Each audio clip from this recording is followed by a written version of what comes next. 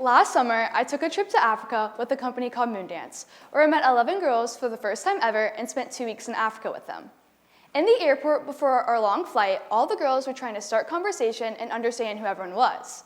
We were asking general icebreaker questions, and we were trying to find similarities and ways to relate to one another. Coincidentally, almost everyone in the group of girls I was talking to had one brother, all the same age. They kept on going on about life with one brother and how it was, so when they asked me, I decided to say I had one brother, just like them, but I have two.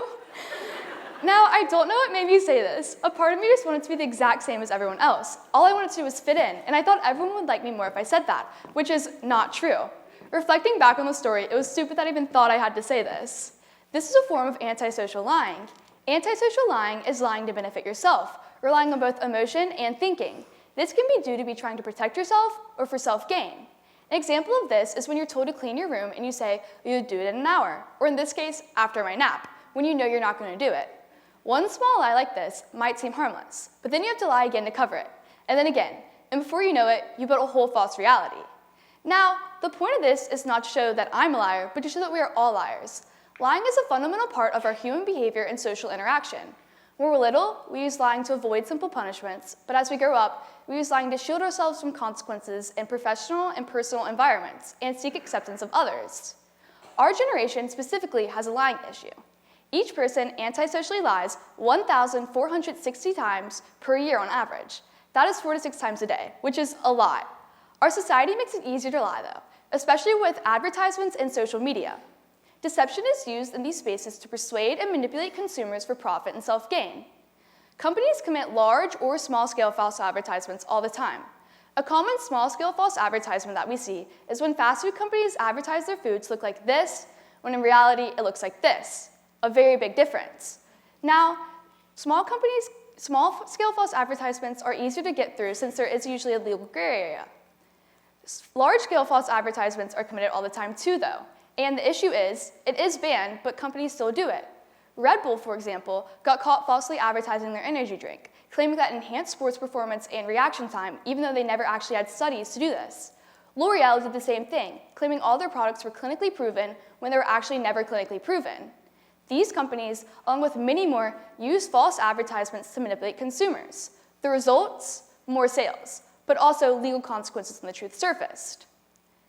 The Federal Lanham Act allows people to sue against these companies for large amounts of money for deception in business. Like in the Red Bull case, Red Bull got sued $13 million. This is used to prevent companies from doing this. But now, there's a loophole. Social media. Social media has increased deception, making it easier for people to create false realities and help information spread faster. So, like influencers, though, they have a large platform, so they can use deception, especially in business, for engagement and selling products.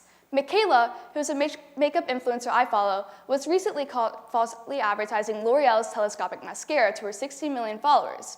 She wore false eyelashes to exaggerate the product's effect, and even though fans noticed and called her out, there were no legal repercussions. This is one of so many instances where influencers fake information, and the issue is there are no legal consequences, so influencers aren't being prevented from doing this, making it hard to know what is true and untrue on social media. Now, influencers aren't the only thing that use deception.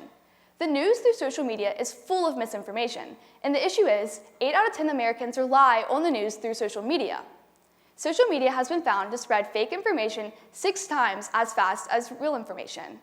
Recently, social media has been blowing up over this girl, Mary Kate, who was accused of crazy cheating allegations, and it was viral.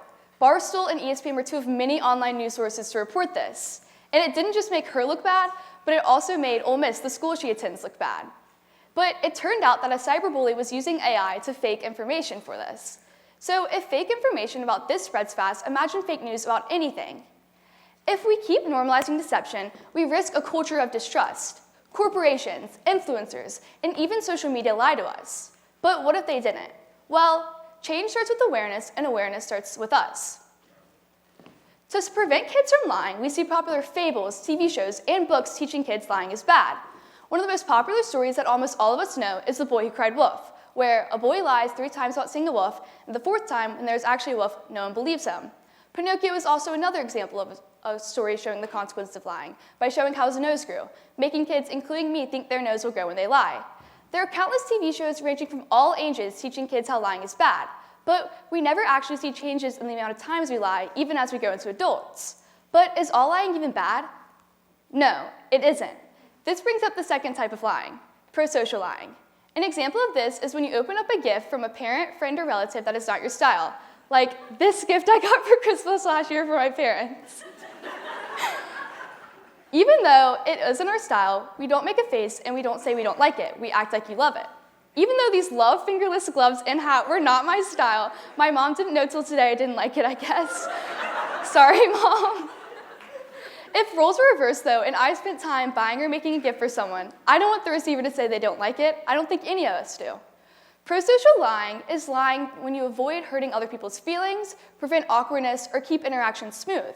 This is very important to maintain relationships with friends, families, or anyone. So not all lying is bad, especially when you are avoiding hurting people's feelings. But if we keep normalizing deception, then over time, we're going to have more lies all the time. Relationships are built on trust, the most foundational part of relationships. So before you tell a lie or believe one, ask yourself, does this truth actually matter? Because if we stop normalizing deception, maybe honesty can make a comeback.